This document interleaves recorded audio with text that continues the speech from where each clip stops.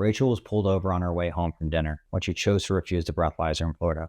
She thought that the worst that would happen is she's going to lose her license for a year. That used to be true. That used to be the only consequence. But a new law that took effect October 1st, 2025 changes everything. A first refusal of the breathalyzer is now a second-degree misdemeanor, punishable by up to 60 days in jail. Most Florida drivers have no idea that this law even exists. The old advice about refusing the breathalyzer can now put you behind bars. And there's a 10-day deadline after a DUI arrest to try to save your driver's license that most people miss entirely. House Bill 687 rewrote the rules for every driver in Florida.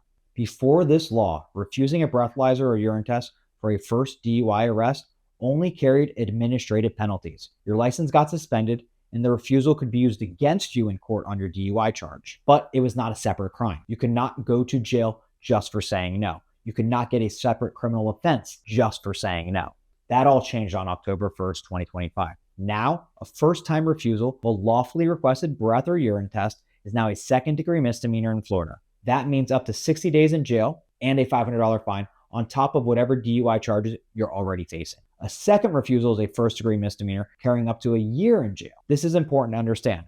Knowing Florida law, the way we talked about in the last video with Stand Your Ground, is what separates people who protect themselves from the people who make their situation worse. The law changed. The old playbook doesn't work anymore. Here is something most people do not realize. Florida does not use portable breathalyzer tests on the road. There are no little handheld devices at the scene. When an officer makes a DUI arrest, they then transport you to the breath alcohol testing facility, or the BAT center. That is where a formal breathalyzer test actually happens on a calibrated intoxilizer machine after you have already been arrested. So the decision to blow or refuse doesn't happen on the side of the road while traffic is flying past you.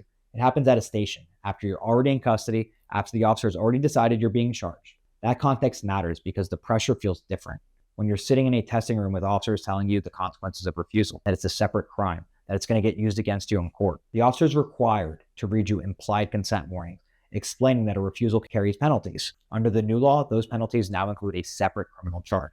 But the way the officer delivers that warning, questions they ask before and after, is something that most people are not prepared for. There's a whole set of tactics that happen during these stops that are designed to build the case before you ever reach the breath alcohol testing center. We cover those in detail in another video. This is the question that everyone wants answered. And the honest answer is it truly depends on your situation. Just like we cannot tell you to commit any other crime, we cannot tell you to commit a refusal crime. Before House Bill 687, refusing was often the smarter move strategically. Without a breath test, the prosecutor had less hard evidence against you. A good attorney could always work with that. That calculation has now shifted. If you refuse, you face the DUI charge plus a separate criminal refusal charge. You are fighting on two fronts instead of one.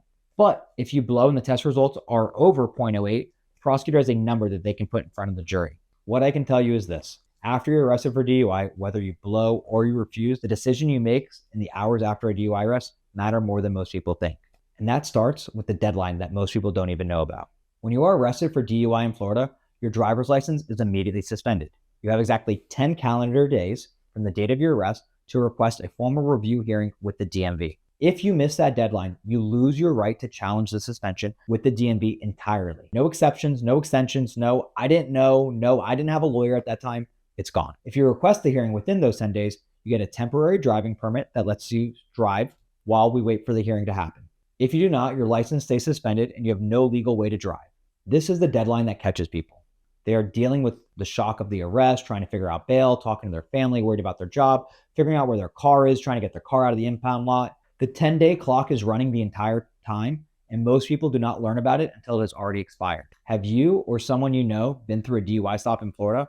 I want to hear about it in the comments. Did you know about the 10-day deadline? Most people I talk to have no idea. If you did know about the 10-day deadline, how did you find out about it? If you refused a breath or urine test after October 1st, 2025, you are now facing a criminal charge of refusal on top of whatever DUI charges prompted the stop. Now, this doesn't mean the case is not winnable. Refusal charges have very specific legal requirements. The officer had to have a lawful case in which to arrest you for DUI. The implied consent warning had to be read correctly. The request for the test had to follow the proper procedure. In my experience, there are cases where the refusal charge itself can be challenged based on how the stop occurred, how the arrest happened, and what was said afterwards. The officer's reason for the initial stop has to be valid.